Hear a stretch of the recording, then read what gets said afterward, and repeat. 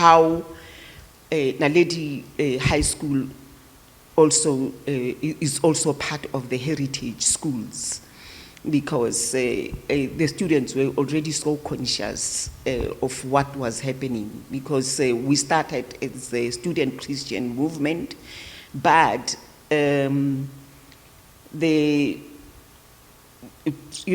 time went on, SASM, the South African student movement became stronger, also coming from the student, from the gatherings of the student Christian movement, because then word spread throughout,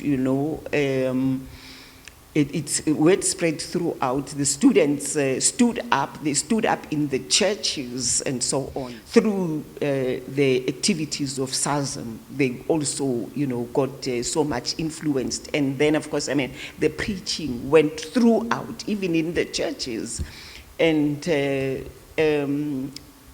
our teachers had already started the work, because most of them happened to have been part of SASO, but that was the organization of Steve Biko.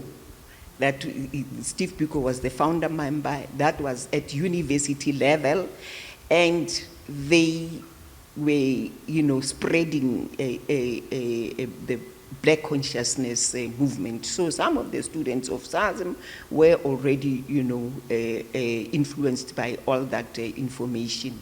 So it was nothing but just to say that Black people wake up and look at your conditions. Nothing is going right here. And we are just being destroyed as a Black nation. And so we need to wake up to ourselves, to get to knowing who we are, And so through that is just a light background of what it led to the student uprisings of 1976, because immediately after this, what happened at Naledi High School, in order to support the students who had been crying out. One of the, outspoken students was Seth Mazibuko, who was at Orlando West High, but the junior secondary school. And because he was really crying out and saying that we need support, from everybody, that we are being harassed, and students are also getting out of hand. Some of them are going out to drink and things like that. But we need to fight against this imposition of Afrikaans as a medium of instruction. And of course, at that time, through the student movement, we were already looking at the broader oppression of the Black people, that things were not going right for all of us, and we including our parents and all. There's just you don't see a light at the end of the tunnel that we are going through here. And so unless we stand up and raise our voices. And so this is just how, I happen to be part of that generation. That was my introduction. Actually, now it has gone too far. And then, of course, I also happen to be, in order to, after that, when some of us were arrested, some of us, we were just scattered all over. And we went out to also seek for assistance from other countries.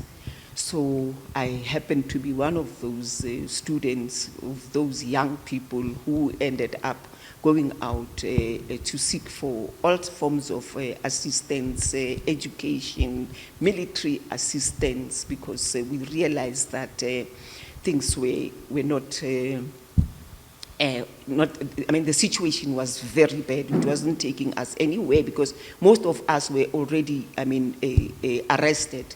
at that time. And they were just, I mean, the police went all out, in the middle of the night. Okay, that was our life, actually, that anytime in the middle of the night, police will just come and knock, and you are sleeping in a little, 4-roomed house on top of each other, in the kitchen, in the living room, and the 2 bedrooms, and you are so many, so you could just be, as good as 13 people in that small house. And they will come in, and when they come in, they don't care whether you are dressed up or undressed, And my mother used to really fight with those people, and every time, and to say that you can't enter this place. I'm undressed. But they will come and she'll say, I'm going to sue you to do this and that. And of course, sometimes they were scared when they hear somebody who seems to be having a clue about the law, even though we knew that they themselves were sent by the same law, and that it didn't mean much. That, it's just that everybody was also protecting their little skins, the police, for instance, so that to have their jobs and things like that. But that's just part of that little introduction. And now, in 1976, believe me, we were fighting against the whole education system. Remember that I started with the Bantu education. And now to further impose that, it was the language. So we were actually confronting the whole system, questioning it as to exactly where is it taking us to. So these are the things that we were really questioning, and we just didn't understand why we were treated the way we were treated, in our own country. And then that's how then we, sometimes, we were scattered. We ended up scattered all over the world, seeking for help.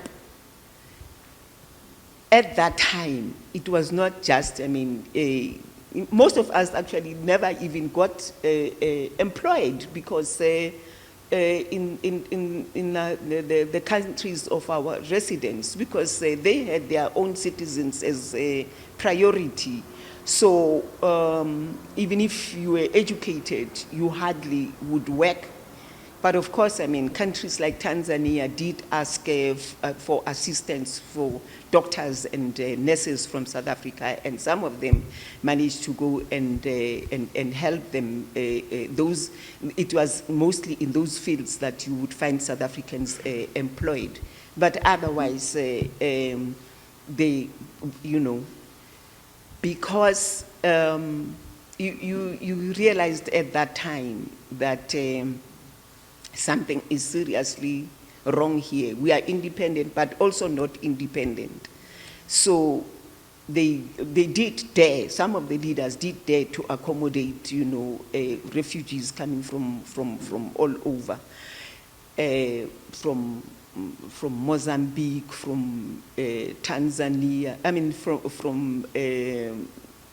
from the whole, the Southern Africa. It was mostly South Africa, Zimbabwe, who were still fighting, and countries like Angola were also fighting, and they were accommodated, but basically by Tanzania. Tanzania almost accommodated everybody there from all over, from all the liberation movements. So, but yeah, they still had their own laws and restrictions, and we all respected them. So that is exactly what, this is part of, how, of what happened. You realize also at a later stage that what happened was that in some of these countries, countries like Tanzania, Zambia, Mozambique, Botswana, when they accommodated the refugees, they were constantly under threat by the South African regime. They were constantly under threat. And of course, we all know the stories that some of them were actually bombarded. The citizens of these countries died for the cause of the liberation of our countries, we in Southern Africa. So, you know, you realize that that independence was also still controlled, because what happened is that the companies that were investing in these countries, the European countries which were investing in European Americas and so on, which were investing in these countries, they themselves threatened the newly independent countries not to accommodate not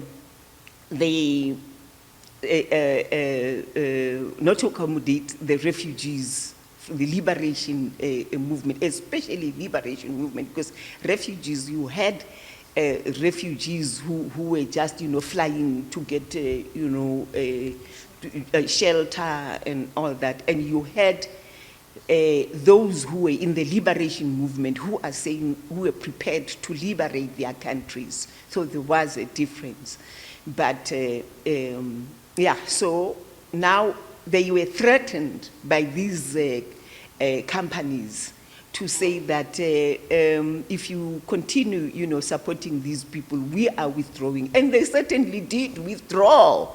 So part of the poverty in these countries were precisely because they couldn't, collaborate with anybody else. So they had to struggle on their own, just because they accommodated the liberation movements. So this is, these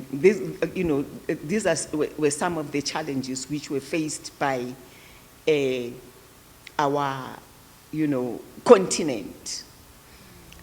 It just went on and on that, these people were in trouble.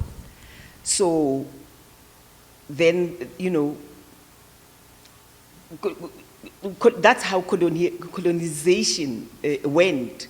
They were there to keep, a stick on us, to watch us on what is it that we are doing, what is it that we are not doing. You asked me about the education. The education, whether the education that we are giving, that we are getting from Africa is really liberating us. Is it really taking our youth somewhere, So that colonial system is perpetuated, it is continuing, and the divisions between us are continuing. We are not getting anywhere, because our boundaries are still controlled. We're just not going anywhere. And I said we have inherited an education system from our colonizers, which is meant to keep us as perpetual slaves. We are continuing exactly on the same path.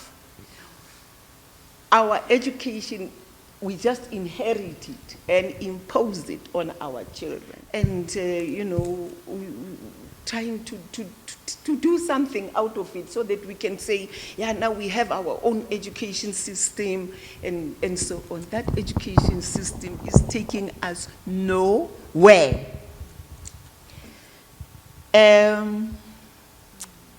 Recently, not even long ago, we have our medical doctors, we have our political leadership, we have our scientists here in this continent. We have them. Kenya has them, Nigeria, South Africa, and we have these people. But what happened during COVID? They didn't do anything to, to explore what we have here in our own continent. All of them sat together and they said they were waiting for God to say, now you can move, now you can go this direction. No, the World Health Organization has not said anything, so we're not going to make a move. In the meantime, people are dying. So, in the meantime, our people are dying. And of course, and we also allowed some of our people to be guinea pigs to be tested. What is the purpose of all that education? These people are products of this education system, but our political leaders, together with all these professors who are worked, they did nothing, about this. So when Madagascar says we have found something, Madagascar is one of the smallest, countries of Africa, but they dared to say that we found something. Why couldn't our own scientists get together and say we're going to explore that and see what it is, so that, and of course, actually that thing is also not only in Madagascar, but we have it here, we have it in Zambia, we have it everywhere, So let us just explore this one and see what do they mean, so that at least we can save our nations, No, they were waiting to hear from elsewhere. So I have a problem with our education system, and I feel that we need to go back and try to find ourselves and try to find who we are. And just on that one of whether our youth have a life purpose, I want to say that all Africans know it, that we are born with a life purpose. Our only problem is that as parents, we are lost. We do not know our life purpose. That's why we are now handing this over to our children. We are handing it over to them, and we are collaborating with the system that is killing us. So we need to go back and see what Baba Kalombo was teaching the people. We need to go there and get to know why is it that our whole leadership could not, the number of years that was spent out there, that they couldn't get together and really collaborate on real issues that really affect us. We're talking about colonialism as though it's something of yesterday, here now by the British and so on. It started thousands of years ago. Why our colonialism is worse than any other one? It's because this is where it started. This is where everything it started. This is the continent that gave everything to the world. It gave the world everything, education, you name it. It gave the world, mathematics. It gave the world biology. It gave the world philosophy. It gave the world. Today's religions are based upon the philosophies which were learned in Africa. The reason why there's history. Why is there history? It's because people go back. They go and get it from there and see where they went wrong and take it to see where they can go to. From the story she's giving us of June 16th, going to how the student that started that, I would say, movement, or that standing up for what they believed was best for them, the struggles they had to go through, becoming also refugees in other foreign countries, in the neighborhood. So that shows how we should live. When one country is sick, the other country should be able to feed with something that will boost, the other community, the other nations, and bringing us all together.